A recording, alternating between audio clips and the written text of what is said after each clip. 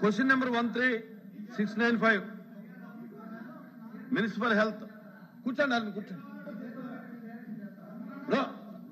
రాయలసీమ సంబంధించి రామచంద్ర రెడ్డికి ఇచ్చాం కదా, కూర్చోండి.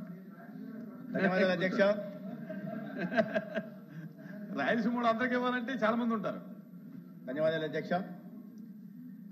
గౌరవ సభ్యులు అడిగిన మొదటి ప్రశ్నకు సమాధానం 1/6/2019 తేదీ నాటికి పనిచేస్తున్న ప్రభుత్వ వైద్య కళాశాలలు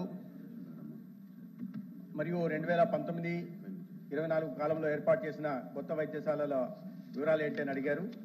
వాటికి సమాధానం 1/6/2019 నాటికి పనిచేస్తున్న ప్రభుత్వ వైద్య కళాశాలల వివరాలు: 1 ప్రభుత్వ వైద్య కళాశాల శ్రీకాకుళం, 2 ఆంధ్ర వైద్య కళాశాల విశాఖపట్నం, 3 రంగరాయ వైద్య కళాశాల కాకినాడ, 4 ప్రభుత్వ సిద్ధార్థ వైద్య కళాశాల విజయవాడ, 5 గుంటూరు వైద్య కళాశాల గుంటూరు, 6 ప్రభుత్వ వైద్య కళాశాల ఒంగోలు, 7 ఏసీ సుబ్బారెడ్డి ప్రభుత్వ వైద్య కళాశాల నెల్లూరు, 8 శ్రీ వెంకటేశ్వర వైద్య కళాశాల తిరుపతి, 9 ప్రభుత్వ వైద్య కళాశాల కడప, 10 కర్నూలు వైద్య కళాశాల కర్నూలు, 11 ప్రభుత్వ వైద్య కళాశాల అనంతపురం.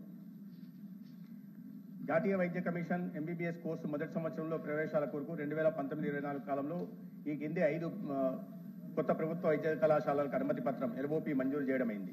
1 ప్రభుత్వ వైద్య కళాశాల విజయనగరం 2023-24 మధ్య 150 సీట్లు, 2 ప్రభుత్వ వైద్య కళాశాల రాజమహేంద్రవరం 23-24 150 సీట్లు, 3 డాక్టర్ ఎల్లాప్రగడ సుబ్బారావు ప్రభుత్వ వైద్య కళాశాల ఏలూరు 150 సీట్లు, శ్రీ పింగళి వెంకయ్య ప్రభుత్వ వైద్య కళాశాల 2023-24 మధ్య 150 సీట్లు, ప్రభుత్వ వైద్య కళాశాల నంద్యాల 2023-24 150 సీట్లు, మొత్తం 750 సీట్లు.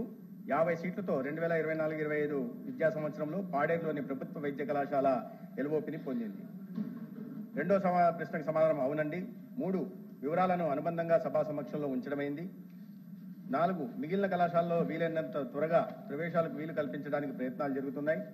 5 పీపీపీ విధానంలో ఈ కళాశాలను అభివృద్ధి చేయడానికి ప్రతిపాదన ఉంది.